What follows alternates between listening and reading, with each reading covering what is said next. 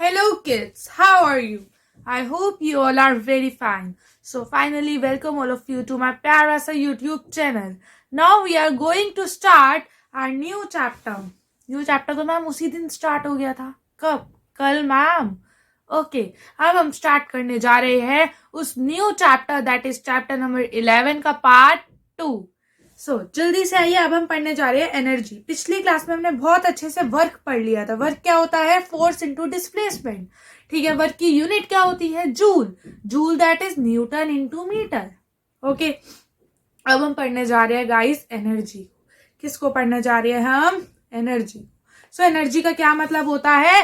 The capacity of doing work. कितनी capacity से तुम ये काम को कर रहे हो उसी को हम क्या कहते हैं? एनर्जी कहते हैं. तो basically the capacity of doing work is known as energy. मेरे अंदर कितनी कैपेसिटी है, कितनी क्षमता है कि मैं इस काम को कर पाऊंगी, उसी को मैं एनर्जी कहूंगी. तुम्हारे अंदर कितनी क्षमता है, कितनी कैपेसिटी है कि तुम आज पढ़ाई कर पाओगे, that is known as energy. Basically energy clear है सबको? नाउ सन जो है वो बिगेस्ट सोर्स ऑफ एनर्जी है. इस दुनिया में जो सन है वो सबसे बड़ा सोर्स ऑफ एनर्जी है. क्यों? क्योंकि सन बहुत सारी हीट प्रोवाइड करता है, लाइट प्रोवाइड करता है, इसलिए सबसे बिगेस्ट सोर्स ऑफ एनर्जी है. Most of the energy sources are derive from the sun only.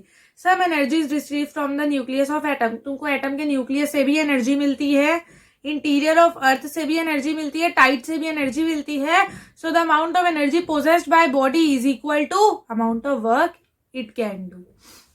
तो मेरे अंदर कितनी एनर्जी है ये कैसे पता लगेगा? क्वेश्चन आता है कि तुम्हारे अंदर कितनी एनर्जी है ये कैसे पता लगेगा? तो तुम साफ साफ बोलोगे it is dependent on the work we do.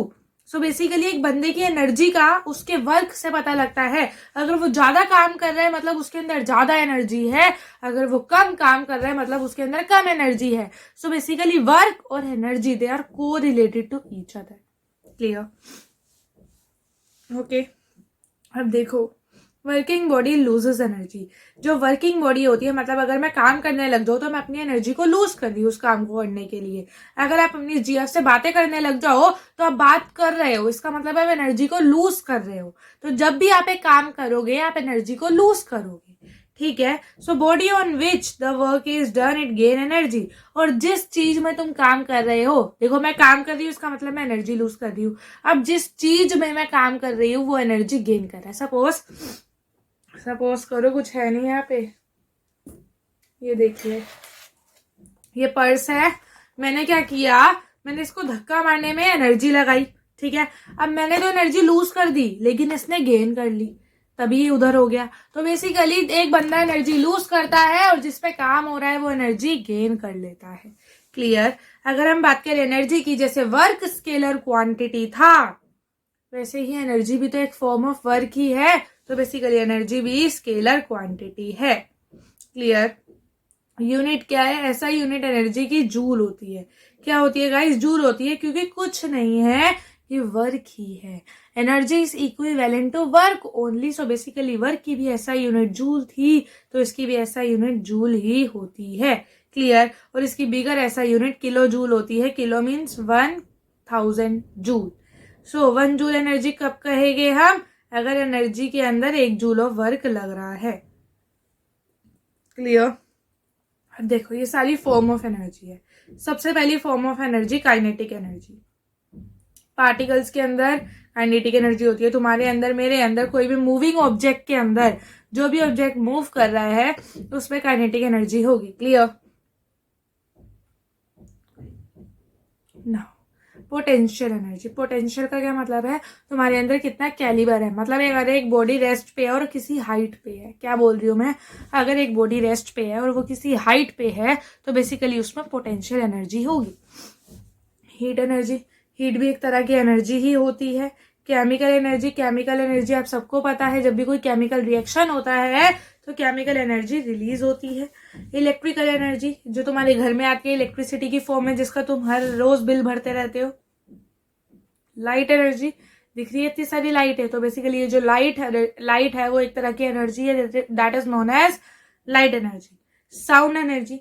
जो मैं बोल रही हूँ तुम सुन पा रहे हो, क्यों? क्योंकि साउंड भी एक तरह की एनर्जी है, that is known as sound energy. Last is nuclear energy. मतलब अगर आपके पास एक न्यूक्लियर बॉम्ब है, वो फट जाएगा और एक एनर्जी रिलीज होगी जिसको हम क्या कहते हैं, न्यूक्लियर एनर्जी। तो ये सारी की सारी तरह की एक एनर्जी है जो तुमको अभी के अभी बैठकर रटनी है। जल्दी से लर्न करो इन सारी एनर्जीज को। आओ फटाफट से याद करो इन एनर्जीज को। I am giving you 10 seconds. Do it fast guys.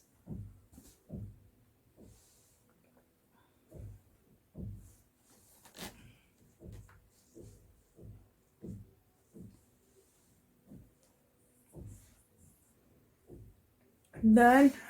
हो गया अच्छे से याद। ओके अब हम चलते हैं मैकेनिकल एनर्जी पे। किस पे गाइस? मैकेनिकल एनर्जी पे। मैकेनिकल एनर्जी का मतलब होता है sum of kinetic energy and potential energy. So basically the sum of kinetic and potential energy is known as mechanical energy. Sum of kinetic energy and potential energy of a body is called mechanical energy. The energy possessed by a body on account of its motion और position. अगर मैं move कर रही हूँ, मेरे अंदर जो energy होगी, या फिर अगर मैं किसी पोजीशन में बैठी हूँ, मेरे अंदर जो एनर्जी होगी, उसी को हम मैकेनिकल एनर्जी कहते हैं, क्योंकि ये काइनेटिक एनर्जी और पोटेंशियल एनर्जी का सम होती है। अब काइनेटिक एनर्जी का क्या मतलब है? अगर इस दुनिया में कोई भी बंदा मूव कर रहा है, कोई भी बंदा चल रहा है, चाहे वो तुम्हारी कार क्यों ना हो, चाहे वो तुम क्यों ना हो, चाहे वो तुम्हारा फटीचर दोस्त क्यों ना हो, अगर तुम लोग चल रहे हो, इसका मतलब तुम्हारे अंदर जो एनर्जी है जो तुम्हें मोशन करने में हेल्प कर रही है, जिसकी वजह से तुम मूव कर पा रहे हो, उसको ही हम बोलते हैं kinetic energy. So basically gas के पार्टिकल्स पे भी काइनेटिक एनर्जी होती है, जिसकी वजह से वो मूव कर पाते हैं। एग्जाम्पल क्या है, देखो तुम्हारी क्रिकेट बॉल चल रही होती है, तो कोई भी मूविंग चीज काइनेटिक एनर्जी पोजेस करेगी। किसी भी मूविंग चीज के अंदर काइनेटिक एनर्जी होगी। क्लियर? जैसे moving ball, running water, moving bullet, flowing wind, moving car, running athlete, rolling stone. देखो ये सारी की सारी चीजें चल रही है गाइस, ये सब चल रही है। इसका मतलब इनके अंदर कौन सी एनर्जी है? कौन सी एनर्जी है मैम? बता दे। हाँ जी, काइनेटिक एनर्जी है guys. Kinetic energy is directly proportional to mass. भैया जो काइनेटिक एनर्जी होती है वो मास के डायरेक्टली प्रोपोर्शनल होती है और स्क्वायर ऑफ वेलोसिटी के डायरेक्टली प्रोपोर्शनल होती है। कैसे मैम? समझ ही नहीं आ रहा। इधर आइए। काइनेटिक एनर्जी का एक फॉर्मूला होता है जो तुमको रटना है, जिसके ऊपर बेस्ड न्यूमेरिकल्स पूछे जाते हैं। वो फॉर्मूला मैं लिख रही हूँ। K is equals to half, K is equals to half m into V का स्क्वायर, m इंटू वी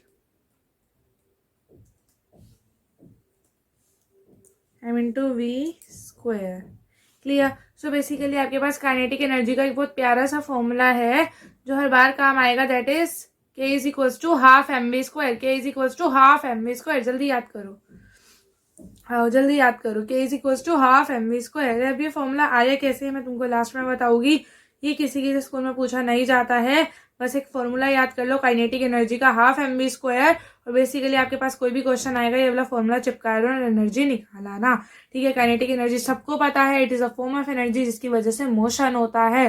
ठीक है? अगर हम बात करें पोटेंशियल एनर्जी की, तो एक बंदा खड़ा हुआ है, एक बंदा किसी हाइट पर जाके खड़ा हुआ है और वह मूव नहीं कर रहा, तो बेसिकली ये उसकी पोजीशन हुई, रेस्ट की पोजीशन। तो किसी हाइट पे अगर पोजीशन के अंदर एनर्जी पूछी जाए तो वो पोटेंशियल एनर्जी होती है। कौन सी एनर्जी होती है? Potential energy. The energy of a body due to its position और चेंज इन शेप। अगर मैं किसी भी चीज की शेप चेंज कर दूं तो बेसिकली उसके अंदर भी कौन सी एनर्जी होगी? पोटेंशियल एनर्जी होगी। तो जब जब शेप चेंज होगी तब तक पोटेंशियल एनर्जी आएगी, जब जब चीजें पोजीशन में पड़ी हुई होगी तब तक पोटेंशियल एनर्जी आएगी। इसके लिए आपके पास हाइट होनी जरूरी होती है। तो बेसिकली आपके पास एक एनर्जी का फॉर्मूला है, पोटेंशियल एनर्जी का फॉर्मूला, जो मैं यहाँ पे लिख रही हूँ। ध्यान से देखो, पोटेंशियल एनर्जी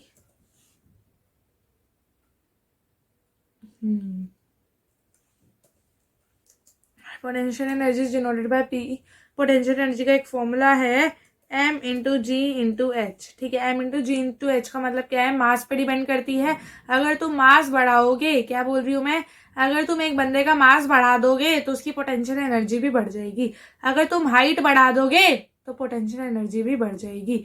ऐसे ही काइनेटिक एनर्जी में था, अगर तुम किसी भी ऑब्जेक्ट की, किसी भी चीज की वेलोसिटी बढ़ा दोगे, एक कार पहले धीरे चल रही थी, अब तेज चल रही है, बताओ काइनेटिक एनर्जी कब ज्यादा है? जब गाड़ी तेज है, जब गाड़ी धीरे है। तो बेसिकली जब गाड़ी बहुत ज्यादा तेज चल रही है तब उसकी काइनेटिक एनर्जी बहुत ज्यादा है। तो बेसिकली आपको ये बात बहुत अच्छे से पता होनी चाहिए गाइस कि आपकी जो काइनेटिक एनर्जी है वो मास के डायरेक्टली प्रोपोर्शनल है एंड वो वी के भी डायरेक्टली प्रोपोर्शनल है। अगर तुम एक इंसान का मास बढ़ाते जाओगे तो काइनेटिक एनर्जी बढ़ती जाएगी, वेलोसिटी बढ़ाओगे काइनेटिक एनर्जी बढ़ेगी, velocity come kinetic energy come, like this. Clear? ऐसे ही पोटेंशियल एनर्जी का कॉन्सेप्ट है। इसका एक फॉर्मूला है mgh, जो तुम्हें अभी बैठ कर रटना है, m into g into h. बहुत आसान फॉर्मूला है। g is acceleration due to gravity, जिसकी वैल्यू है 10 या फिर 9.8। पढ़कर आए हो ग्रेविटेशन में? भूल गए? पढ़कर नहीं आए ग्रेविटेशन में गाइस? हाँ, how can you forget it? बताओ नाउ।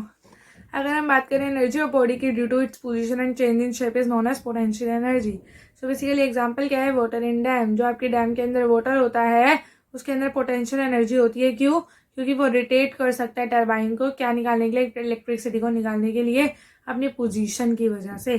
तो अगर पोजीशन की वजह से कोई भी चीज होती है तो वो पोटेंशियल एनर्जी में काउंट होती है। जैसे आपका spring, bound spring of Troy का, इसके अंदर भी पोटेंशियल एनर्जी है।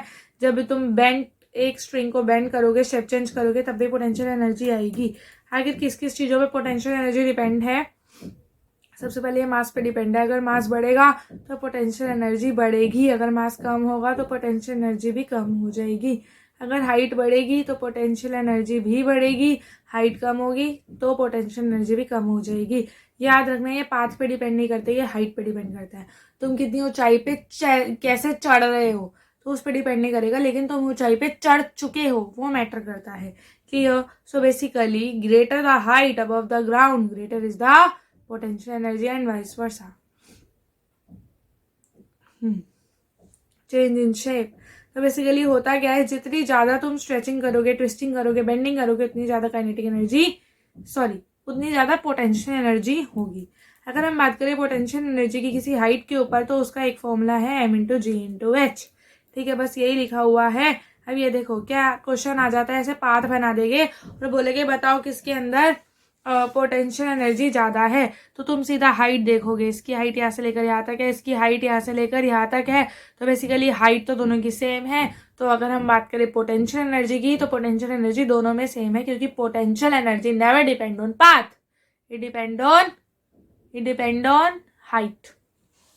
ठीक है, अगर हम बात करें ट्रांसफॉर्मेशन ऑफ एनर्जी की, तो basically energy law of conservation of energy को फॉलो करता है। Energy can neither be created nor be destroyed. Is it clear? So basically transformation of energy का एक ही मतलब होता है कि आपकी जो काइनेटिक एनर्जी होती है वो पोटेंशियल में कन्वर्ट हो जाती है, पोटेंशियल जो होती है वो काइनेटिक में कन्वर्ट हो जाती है। अब ध्यान से सुनना। सपोज ये ग्राउंड है, ये क्या है? ग्राउंड है। ठीक है, तो ग्राउंड में सबसे ज्यादा काइनेटिक एनर्जी होगी, पोटेंशियल एनर्जी जीरो होगी, क्योंकि ग्राउंड में कोई हाइट ही नहीं है। तो हाइट नहीं है तो पोटेंशियल एनर्जी जीरो है। तो ग्राउंड में सबसे ज्यादा होती है हमारी काइनेटिक एनर्जी। जैसे जैसे तुम ऊपर गए तुम्हारी पोटेंशियल एनर्जी बढ़ गई, एक पॉइंट पे आके रुक गए, यहाँ पे पोटेंशियल एनर्जी मैक्सिमम है। ठीक है, और काइनेटिक एनर्जी जीरो है। इस हाइट वाले पॉइंट पे काइनेटिक एनर्जी जीरो है, पोटेंशियल एनर्जी मैक्सिमम है। जैसे जैसे तुम नीचे आओगे पोटेंशियल एनर्जी घट जाएगी, काइनेटिक बढ़ जाएगी, और यहाँ पहुंच गए फिर से ग्राउंड पे तो तुम्हारे पास काइनेटिक एनर्जी मैक्सिमम होगी और पोटेंशियल जीरो होगी। तो इसी को हम बोलते हैं transformation of energy, that is change of one form of energy into another form of energy is known as transformation of energy. It is known as transformation of energy. Clear?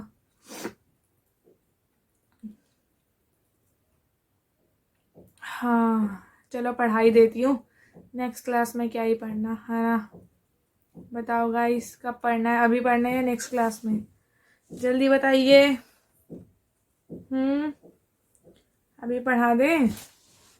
देखो, a stone on certain height has entire potential energy.